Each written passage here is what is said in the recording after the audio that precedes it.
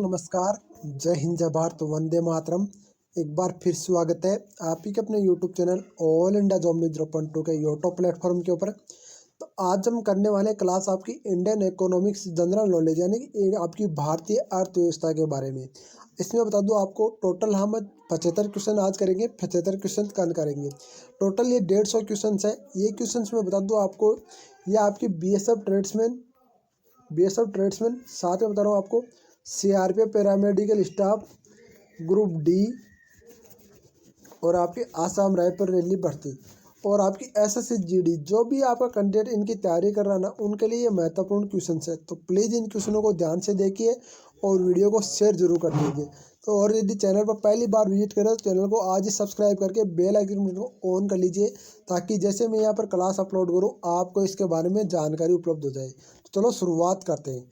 सबसे पहले आता है, हम यहाँ भारतीय अर्थव्यवस्था की मौद्रिक नीति कृषि महत्वपूर्ण नोट्स प्रश्न उत्तरों के रूप में आपके लिए दे रहे हैं। ठीक है, भारतीय अर्थव्यवस्था से जुड़े प्रश्न संग्रह राज्य एवं लोक सेवा आयोग की प्रारंभिक एवं मुख्य परीक्षाओं के साथ साथ विभिन्न प्रतियोगिता परीक्षाओं के लिए समान रूप से उपयोगी है। साथ ही में इसमें प्रतियोगी परीक्षाओं के बार बार पूछे गए सवालों के शामिल किया गया। ठीक है ना, यह आपके लिए मैंने अलग से टाइप करवाया। चलो शुरुआत करते हैं। फर्स्ट क्वेश्चन सी, योजना आयोग द्वारा भारत को 2020 तक विकसित राष्ट्र बनाने का उद्देश्य तैयार। क्वेश्चन नंबर फर्स्ट आता है, योजना आयोग द्वारा भारत को 2020 तक ईस्वी में विकसित राष्ट्र बनाने का उद्देश्य तैयार किया गया दृष्टि पत्र है। तो इंडिया विजन 2020 है, यानी इंडिया विजन 2020 है। इस दृष्टि पत्र का नाम है ये। भारतीय अर्थव्यवस्था की उद्धारकारिता अग्रदूत किसको कहा जाता है? तो माननीय आपके डॉक्टर मनमोहन सिंह है, उनको कहा जाता था। और मतलब मैं बता रहा हूँ कि अर्थव्यवस्था के इतने तकड़े महान ज्ञानी थे, आप सोच भी नहीं सकते थे। तो डॉक्टर मनमोहन सिंह थे, जो हमारे पूर्व प्रधानमंत्री हैं, वो आपके डॉक्टर मनमोहन सिंह को कहा जाता है। अभी वो राज्यसभा, राजस्थान से राज्यसभा से हैं भाई। ठीक है ना। भारतीय पहली पंचवर्षीय योजना कब शुरू की गई? तो भारतीय पहली पंचवर्षीय योजना आपकी 1 अप्रैल 1951 को शुरू की गई थी। 1 अप्रैल 1951 को भारत की पहली पंचवर्षीय योजना शुरू की गई थी। बुल और बियर शब्द किससे संबंधित है? तो शेयर बाजार से संबंधित है बुल और बियर। किससे? शेयर बाजार से संबंधित है बुल और बियर। ठीक है ना। आगे बात करते हैं। अन्योदय कार्यक्रम का उद्देश्य था गरीबों में सबसे अधिक गरीबी सहायता करना, यानी गरीबों में सबसे अधिक गरीबों की सहायता करना। ठीक है, अन्योदय कार्यक्रम। ग्रामीण क्षेत्रों में गरीबी के आकलन हेतु किस सूचकांक का आधार माना गया? तो कृषि श्रमिकों को उपभोक्ता मूल्य सूचकांक। क्या माना गया? कृषि श्रमिकों के उपभोक्ता मूल्य सूचकांक। ठीक है ना। क्वेश्चन नंबर देखते हैं 7, भारत निर्माण योजना का संबंध किससे? तो भारत निर्माण योजना का संबंध आपका अवस्थापन विकास से, अवस्थापन विकास से। किस प्रदेश में सर्वाधिक अनुसूचित जनजाति निवास करती है? तो मध्य प्रदेश यानी एमपी के अंदर आपके सर्वाधिक अनुसूचित जनजाति निवास करती है। किसमें? एमपी के अंदर। इसकी पीडीएफ चाहिए तो आप टेलीग्राम लिंक मैंने डिस्क्रिप्शन में दे रहा हूँ, टेलीग्राम लिंक को जरूर ज्वाइन कीजिए। भारत सरकार के बजट में कुल घाटे के किस घाटे का सबसे अधिक योगदान है? तो प्राथमिक घाटा सबसे अधिक योगदान है। प्रथम पंचवर्षीय योजना किस क्षेत्र के लिए सर्वाधिक प्राथमिकता दी गई? तो कृषि में सर्वाधिक प्राथमिकता दी गई प्रथम पंचवर्षीय योजना में। इस समय भारत के सबसे बड़ा राष्ट्रीयकृत उद्यम कौन सा? तो भारतीय रेलवे है ना, वो भारत का सबसे बड़ा राष्ट्रीयकृत उद्यम है, भारतीय रेलवे। बजट घाटा का क्या अर्थ है? बजट घाटा का अर्थ है कुल प्राप्तियों एवं कुल खर्च का अंतर होता है ना, वो बजट घाटा कहलाता है भाई। भारतीय रिजर्व बैंक की स्थापना कब की गई? भारतीय रिजर्व बैंक की स्थापना की गई 1 अप्रैल 1935 को भारतीय रिजर्व बैंक की स्थापना की गई। भुगतान संतुलन विपरीत होने की दिशा में कौन सा कदम स्थिति सुधारने में सहायक होता है? तो अवमूलन कदम होता है ना, वो स्थिति सुधारने में सहायक होता है, अवमूलन। क्वेश्चन नंबर देखते हैं 15, भारत में ग्रामीण क्षेत्रों में पाए जाने वाली बेरोजगारी मुख्य स्वरूप क्या है? तो आपका परसेंट बेरोजगारी ग्रामीण क्षेत्रों में बहुत ज़्यादा पाई जाती है। भारत में सबसे अधिक कृषि किस फसल के अंतर्गत आते हैं? तो चावल है ना, चावल की फसल सबसे अधिक कृषि की जाती है, चावल की फसल। अगला क्वेश्चन हम देखते हैं 17, भारत की राष्ट्रीय आय में सर्वाधिक योगदान किस क्षेत्र का है? तो आपका विनिर्माण क्षेत्र का योगदान भारतीय राष्ट्रीय आय में है, ठीक है ना, विनिर्माण क्षेत्र। पंचवर्षीय योजना का इतिहास में भारत की सर्वाधिक असफल योजना को माना जाता है, तो तृतीय योजना को सर्वाधिक असफल योजना माना जाता है। राष्ट्रीय विकास परिषद का प्रधान अध्यक्ष कौन होता है? तो प्रधानमंत्री होता है। कौन होता है? पीएम होते हैं। पीएम हमारे इस वक्त पीएम कौन है? नरेंद्र मोदी है, जो आपका कल पंजाब दौरे पर गए थे। उन्होंने कुछ आपकी सुरक्षा कमियों की वजह से वापस दौरा रद्द करना पड़ा। बहुत बड़ी चर्चा का विषय चल रहा है, इस पर अलग से वीडियो लेकर आने वाला था, फिर मैंने सोचा नहीं, ये केवल एजुकेशन चैनल है, इस पर एजुकेशन से रिलेटेड बात होनी चाहिए। पर मैं आपको बता दूं, इससे रिलेटेड जो भी सारांश निकलेगा उसका वीडियो मैं उपलब्ध करा दूंगा। भारत में कर्मचारियों के महंगाई भत्ते निर्धारित रूप करने का क्या आधार है? तो उपभोक्ता मूल्य सूचकांक। क्या है? उपभोक्ता मूल्य सूचकांक। द्वितीय पंचवर्षीय योजना में किस क्षेत्र के विकास पर सर्वाधिक बल दिया गया? तो उद्योग के क्षेत्र पर विकास पर सर्वाधिक बल दिया गया। किस पर? उद्योग के क्षेत्र पर। किस अर्थव्यवस्था में मुद्रा का मूल्य कीमत स्तर के बीच में संबंध होता है? तो प्रतिलोम। किसके बिना? प्रतिलोम। अगला क्वेश्चन आता है आपका, अंडा उत्पादन में भारत विश्व में कौन सा स्थान है? तो अंडा उत्पादन भारत विश्व में तीसरा स्थान है। कौन सा स्थान है? तीसरा स्थान है। 10वीं पंचवर्षीय योजना के अंतर्गत कितने प्रतिशत वार्षिक विकास दर का लक्ष्य निर्धारित किया गया? तो 8%। कितना? 8% निर्धारित किया गया था। भारत में प्रचंड बेरोजगारी सामान्यतः दिखाएगी किस क्षेत्र में पाई जाती है? तो आपकी कृषि के क्षेत्र में सबसे ज्यादा प्रचंड बेरोजगारी पाई जाती है। अगला क्वेश्चन हम देखते हैं, भारत में सबसे पहले मानव विकास रिपोर्ट जारी करने वाला राज्य कौन था? एमपी था, यानी मध्य प्रदेश मानव विकास रिपोर्ट जारी करने वाला पहला राज्य बना एमपी। कृषि देश में कृषि एवं ग्रामीण विकास हेतु वित्त उपलब्ध कराने वाली सर्वोच्च संस्था कौन सी है? तो आपकी नाबार्ड। कौन सी है? नाबार्ड संस्था है। क्वेश्चन नंबर देखते हैं 28, राष्ट्रीय आय की गणना का आधार वर्ष क्या है? तो आपका 1999 से लेकर 2000 के बीच में। 14वें वित्त आयोग के अध्यक्ष कौन है? तो वी रेड्डी आपके 14वें वित्त आयोग के अध्यक्ष हैं। भारत के वेट कब लागू किया था? भारत में वेट आपका कब लागू किया था? 1 अप्रैल 2005 में भारत में वेट लागू किया गया था। कब? 1 अप्रैल 2005 में।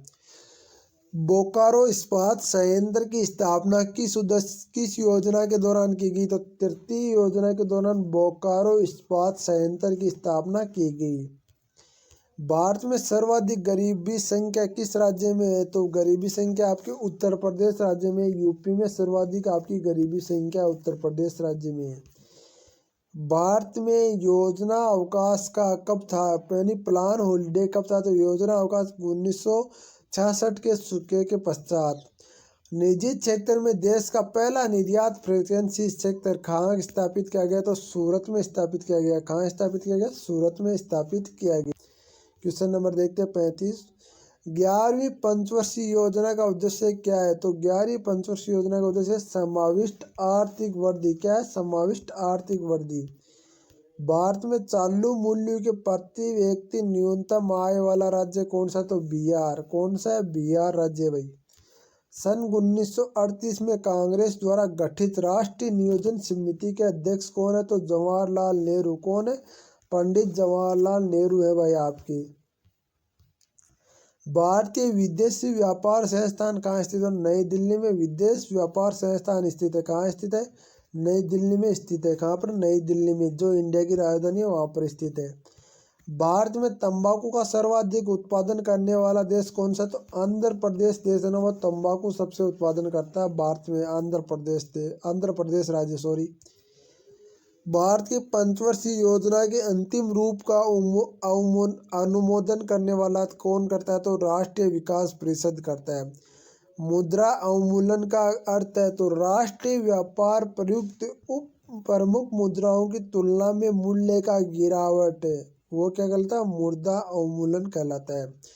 भारत में आर्थिक सर्वेक्षण सरकारी तौर पर किस मंत्रालय द्वारा प्रकाशित किया गया? तो वित्त मंत्रालय द्वारा प्रकाशित किया गया। किस द्वारा? वित्त मंत्रालय द्वारा। शहरी क्षेत्रों में गरीबी आकलन हेतु किस सूचकांक का आधार माना गया? तो औद्योगिक श्रमिकों के उपभोक्ता मूल्य सूचकांक।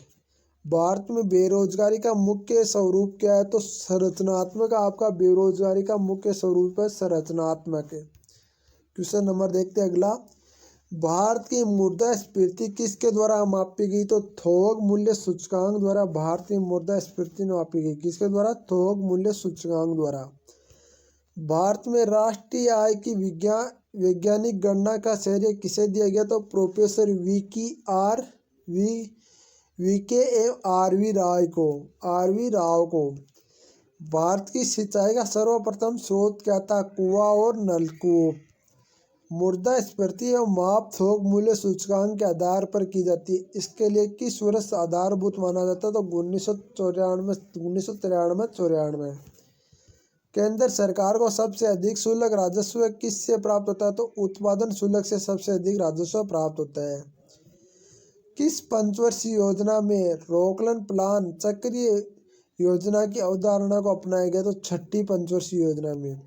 वर्ष 2011 की जनगणना के अनुसार भारत की जनगणना वार्षिक वृद्धि दर कितने प्रतिशत रही? तो 1.64। कितनी? 1.64। वर्ष 2011 की जनगणना के अनुसार भारत में साक्षरता दर कितने प्रतिशत? तो 73%। कितनी? 73% आपकी है।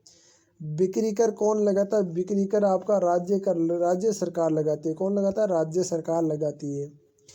किस समिति की संतुष्टि पर भारत में वेट लागू किया गया? तो एल के झा समिति पर आपकी संतुष्टि पर भारत में वेट लागू किया गया। द्वितीय पंचवर्षीय योजना विकास किस मॉडल पर आधारित थी? तो पीसी महानोबिस के समय आपका द्वितीय पंचवर्षीय योजना पर आधारित थी। 12वें वित्त आयोग ने केंद्र करों के राज्यों के लिए कितने प्रतिशत राज्य संतुलन की? तो 30.5%। अगला क्वेश्चन हम देखते हैं। क्वेश्चन नंबर आता है 57। भारत के प्रथम ग्रामीण बैंक की स्थापना कब की गई? तो 2 अक्टूबर 1975 को प्रथम ग्रामीण बैंक की स्थापना की गई। भारतीय रिजर्व बैंक का मुख्यालय कहाँ स्थित है? भारतीय रिजर्व बैंक का मुख्यालय मुंबई में स्थित है। राजीव गांधी श्रमिक कल्याण कब प्रारंभ किया गया? तो 1 अप्रैल 2005 को राजीव गांधी श्रमिक कल्याण प्रारंभ किया गया। किसी वस्तु को डेन आपका इको मारक चिन्ह प्रदर्शाता है। ये किस दृष्टि के अनुकूल उत्पादन है? तो पर्यावरण के। द्वितीय हरित क्रांति का संबंध किससे होगा? तो जैव प्रौद्योगिकी के प्रयोग से द्वितीय हरित क्रांति का संबंध होगा। किससे होगा? जैव प्रौद्योगिकी प्रयोग से। केंद्र सरकार के बजट चालू खाते में वे सबसे पहले बड़ी मद कौन क्या था? ब्याज भुगतान। योजना आयोग के अनुसार ग्रामीण क्षेत्रों में कितनी कैलोरी पोषण प्राप्त न करने वाला व्यक्ति गरीबी रेखा से नीचे माना जाता है? 2400 कैलोरी। कितनी? 2400 कैलोरी। अगला क्वेश्चन। योजना पत्रिका का प्रकाशन कहाँ से होता है? तो सूचना एवं प्रसारण मंत्रालय से योजना पत्रिका का प्रकाशन होता है। भारत में 2001 से 2011 के बीच में जनसंख्या की दशकीय वृद्धि दर कितनी थी? तो आपका 7.70। कितनी थी? 7.70% है। वर्ष 2011 की जनगणना के अनुसार भारत में 1000 स्त्रियों पुरुषों की संख्या कितनी थी? तो 943 आपके पुरुषों की संख्या। आपको मतलब होना चाहिए 943 में कितने लड़के कुंवारे रह जाते हैं, और वो कुंवारे रहते जिंदगी भर सगाई नहीं होती, उनकी शादी भी नहीं होती। आपकी सरकार ने देश की बीमा व्यवस्था का नियमन के लिए किस संस्थान गठित किया गया? बीमा नियमन एवं प्राधिकरण। किसी वस्तु पर उत्पादन शुल्क किसके संदर्भ में देय होता है? तो उत्पादन के संदर्भ में देय होता है। किसके संदर्भ में? उत्पादन के संदर्भ में देय होता है। 1 रुपए के नोट पर किसके हस्ताक्षर होते हैं? तो गवर्नर। भारतीय रिजर्व गवर्नर आपके 1 रुपए के नोट के हस्ताक्षर होते हैं। किसके 1 रुपए के नोट पर किसके हस्ताक्षर होते हैं? तो गवर्नर भारतीय रिजर्व। ये गलत छपा हुआ भाई, टाइपिंग गलत हुई है इसकी, ये नहीं है इसमें, ठीक है ना। देश का सबसे, इसमें है वित्त सचिव होगा, 1 रुपए के नोट पर, ये गलत छपा हुआ है। देश का सबसे बड़ा वाणिज्य बैंक कौन सा? तो स्टेट बैंक ऑफ इंडिया सबसे बड़ा है। SBI ये सबसे बड़ा बैंक वाणिज्य। गरीबी हटाओ का नारा सर्वप्रथम किस पंचवर्षीय योजना के दौरान दिया गया? तो चौथी पंचवर्षीय योजना के अंदर गरीबी हटाओ नारा दिया गया था। योजना आयोग के अनुसार शहरी क्षेत्र में कितनी कैलोरी पोषण न प्राप्त करने वाला व्यक्ति गरीबी रेखा से नीचे माना जाता है? तो 2100 कैलोरी प्रति व्यक्ति। भारत का सबसे किसने राष्ट्रीय आय का अनुमोदन किया? तो दादा भाई नेहरू जी ने आपका भारत का सबसे पहले राष्ट्रीय आय का अनुमोदन किया। बीसीसीआई बैंक कौन सा है? तो बीसीसीआई अंतर्राष्ट्रीय बैंक संगठन बीसीसीआई बैंक है। लास्ट क्वेश्चन है हमारा, भारत में सर्वप्रथम बैंकों का राष्ट्रीयकरण 19 जुलाई 1959 को किया गया। उस समय कितने बैंकों का राष्ट्रीयकरण हुआ था? 14 बैंकों का राष्ट्रीयकरण हुआ था। मैं बता दूं आपको, आपके लिए यहाँ पर 150 क्वेश्चन है, 75 क्वेश्चन सब कल की क्लास में करेंगे। सारी डिटेल में अलग अलग वीडियो आते रहेंगे। तो वीडियो को शेयर करें, वीडियो को लाइक करें और चैनल को सब्सक्राइब करें। जय हिंद, जय भारत, वंदे मातरम। वीडियो कैसा लगा कमेंट बॉक्स में जरूर बताना मेरे भाई।